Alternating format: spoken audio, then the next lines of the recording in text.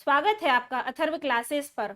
आज की महिला पर्यवेक्षक 2024 की स्पेशल क्लास में हम पोषण एवं स्वास्थ्य के लिए 1000 प्रश्नों की सीरीज स्टार्ट कर रहे हैं और इन प्रश्नों में उन सभी महत्वपूर्ण प्रश्नों को लिया गया है जो आपके एग्जाम की दृष्टि से महत्वपूर्ण हैं। तो इस 1000 प्रश्नों की सीरीज का यह पहला पार्ट है, तो वीडियो को पूरा जरूर देखिएगा। तो आइए शुरू करते हैं आज की क्लास। तो आज का हमारा पहला प्रश्न है, टाइफाइड से शरीर का कौन सा अंग प्रभावित होता है? तो ऑप्शन है मस्तिष्क, अग्नाशय, आमाशय या आंत। तो टाइफाइड से शरीर का जो अंग प्रभावित होता है वह है आंत, और इसे आंत का रोग भी कहा जाता है। तो इसका राइट आंसर क्या होगा? ऑप्शन नंबर डी, आंत। नेक्स्ट क्वेश्चन है, निम्नलिखित आनुवांशिक रोगों में कौन सा यौन संबंधित है? तो ऑप्शन है सिस्टिक फाइब्रोसिस, हाइपरटेंशन, हीमोफिलिया, टे सेक्स व्याधि। तो आनुवांशिक रोगों में जो यौन संबंधित है वह है हीमोफिलिया। तो इसका राइट आंसर क्या होगा? Option number C, haemophilia. Next question है, पीलिया या जॉन्डिस में दुष्प्रभाव होता है या क्या दुष्प्रभावित होता है इससे? तो ऑप्शन है छोटी आंत, अग्नाशय, आमाशय या यकृत। तो पीलिया में यकृत, लीवर दुष्प्रभावित होता है। तो इसका राइट आंसर क्या होगा? Option number D. Next question है, किस तत्व की कमी के कारण घेंगा रोग हो जाता है? तो ऑप्शन है फास्फोरस, नाइट्रोजन, कैल्शियम या आयोडीन। तो याद रखिए कि आयोडीन की कमी के कारण घेंगा रोग होता है। तो इसका राइट आंसर क्या होगा? Option number D. Next question है, हैजा का क्या कारण है? तो ऑप्शन है शैवाल, जीवाणु, विषाणु या कवक। तो याद रखिए कि हैजा जीवाणु के कारण होता है। तो इसका राइट आंसर क्या होगा? ऑप्शन नंबर बी, जीवाणु। और याद रखिए कि हैजा जिस जीवाणु से होता है उसका नाम है विब्रियो कॉलेरी, क्योंकि इसका इंग्लिश में नाम है कॉलेरा। इसी के नाम पर जो जीवाणु है उसका नाम है विब्रियो कॉलेरी। नेक्स्ट क्वेश्चन है, खसरा या मीजल्स रोग का कारण क्या है? तो ऑप्शन है कृमि, जीवाणु, विषाणु या प्रोटोजोआ। तो याद रखिए कि मीजल्स या खसरा रोग एक वायरल संक्रमण है जो किसके कारण होता है? रूबेला वायरस के कारण होता है। तो इसका राइट आंसर क्या होगा? विषाणु, वायरस। ऑप्शन नंबर डी इसका राइट आंसर होगा। नेक्स्ट क्वेश्चन है, कैंसर के उपचार में निम्नलिखित में से किसका प्रयोग किया जाता है? तो ऑप्शन है फिजियोथेरेपी, इलेक्ट्रोथेरेपी, साइकोथेरेपी या कीमोथेरेपी। तो याद रखिए कि कैंसर के उपचार के लिए इसमें से कीमोथेरेपी प्रयोग किया जाता है, कीमोथेरेपी का। तो इसका राइट आंसर क्या होगा? Option number D. Next question है, दिल का दौरा किस कारण से होता है? तो ऑप्शन है हृदय में रक्त आपूर्ति की कमी, हृदय गति का रुक जाना, हृदय पर जीवाणु का हमला, अज्ञात कारणों से हृदय में बाधा आना। तो दिल के दौरे का कारण है हृदय में रक्त आपूर्ति की कमी। तो इसका राइट आंसर क्या होगा? Option number A. Next question है, आंखों की दूरदृष्टि की बीमारी किसके कारण होती है? तो ऑप्शन है नेत्र गोलक के छोटा होने से, पुतली के फैलने से, रेटिना के छोटा होने से या उपरोक्त में से कोई नहीं। तो आंख की जो दूरदृष्टि की बीमारी है वह होती है नेत्र गोलक के छोटा होने से। तो इसका राइट आंसर क्या होगा? Option number A. Next question है, निम्नलिखित में से किस तत्व का संबंध दांतों की विकृति के साथ होता है? तो ऑप्शन है फ्लूओरेन, ब्रोमीन, आयोडीन या क्लोरीन। तो दांत की विकृति के लिए किस तत्व संबंधित है? फ्लूओरेन। तो इसका राइट आंसर क्या होगा? Option number A. Next question है, निम्न में से किसकी कमी से रिकेट्स होता है? तो ऑप्शन है vitamin A, vitamin C, vitamin D या विटामिन के। तो बच्चों में रिकेट्स का कारण होता है विटामिन डी की कमी। तो इसका राइट आंसर क्या होगा? Option number C, vitamin D. Next question है, निम्नलिखित में से कौन सा स्कर्वी रोग के इलाज में उपयोगी है? तो ऑप्शन है आम, बेर, आंवला या पपीता।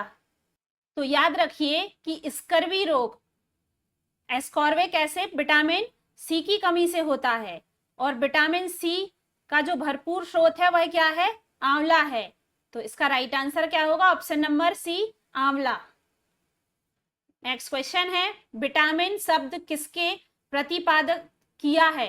किसने प्रतिपादित किया है? तो ऑप्शन है मेंडल, पास्चर, फंक, लेनेक। तो याद रखिए कि विटामिन शब्द का प्रतिपादक किसने किया है? फंक ने किया है। तो इसका राइट आंसर क्या होगा? Option number C. Next question है, निम्नलिखित में से कौन विटामिन ए का सर्वोत्तम स्रोत है? तो ऑप्शन है चावल, गाजर, बैगन या नींबू।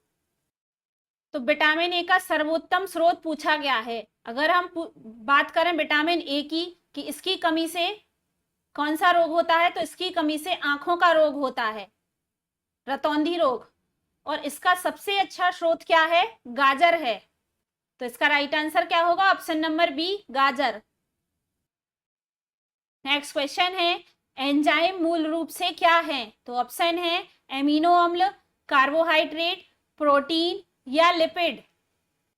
तो याद रखिए कि एंजाइम मूल रूप से प्रोटीन है। तो इसका राइट आंसर क्या होगा? Option number C. Next question है, निम्न में से किसमें प्रोटीन नहीं पाया जाता है? तो ऑप्शन है दाल, मांस, दूध या चावल।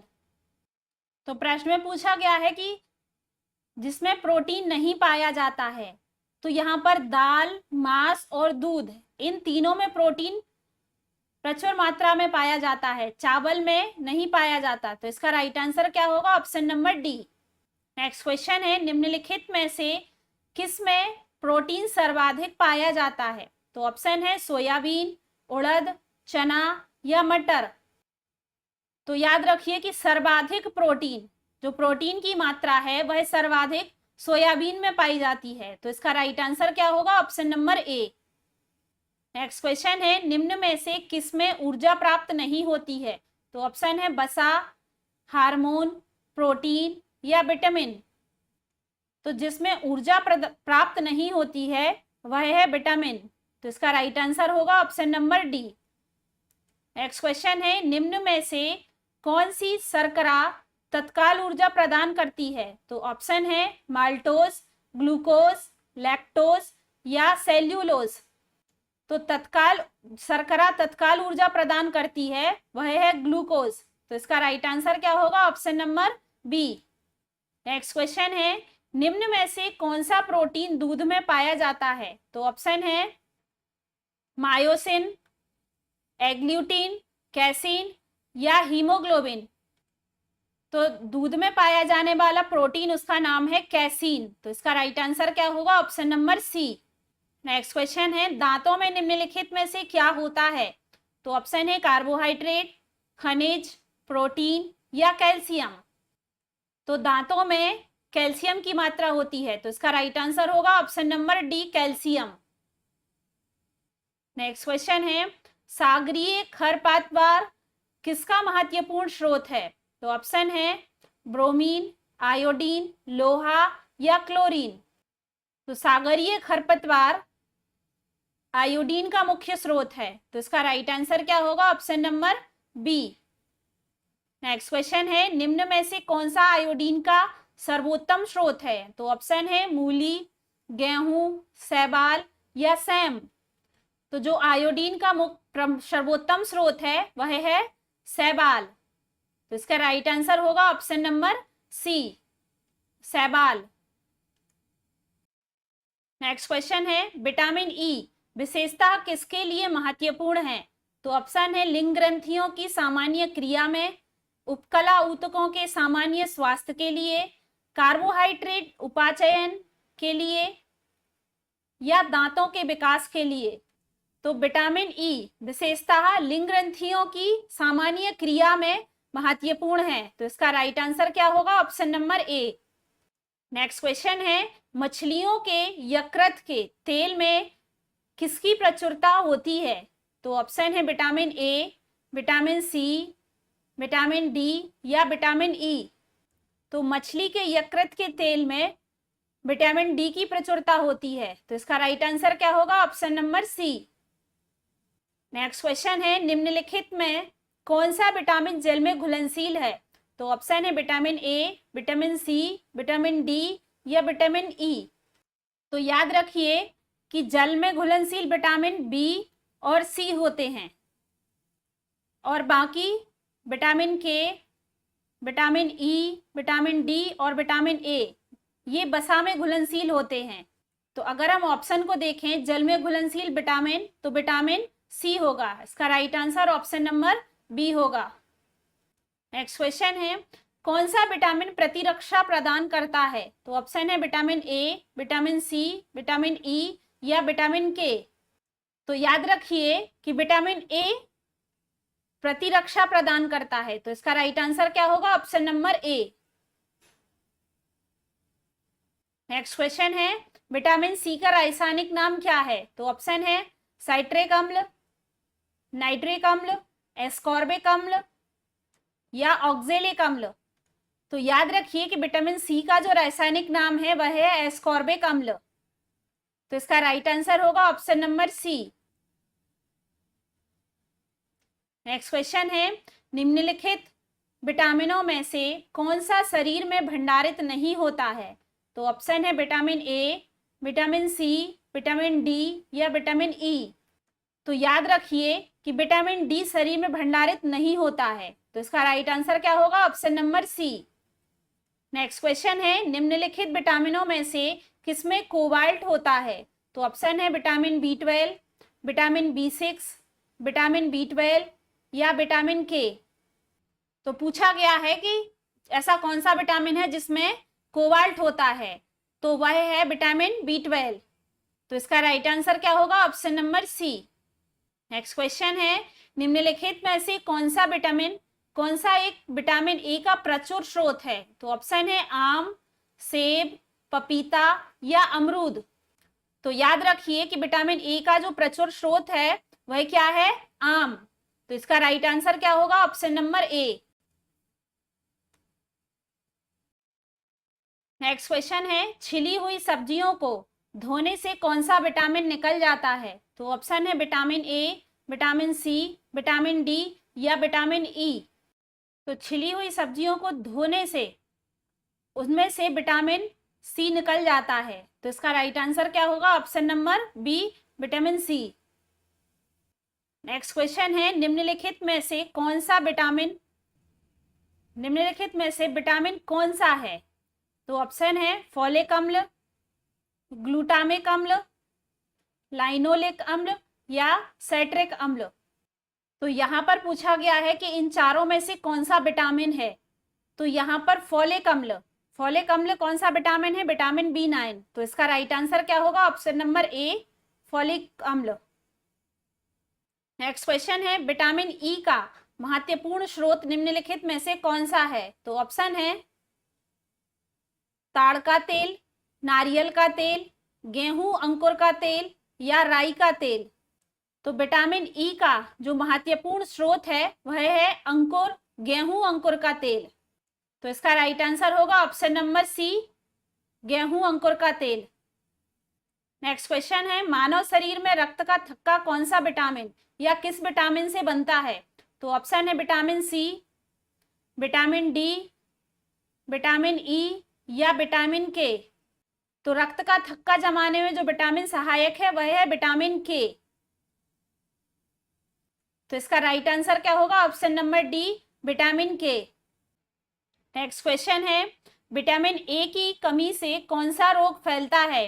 तो ऑप्शन है पेलाग्रा, रिकेट्स, बेरीबेरी या रतौंधी।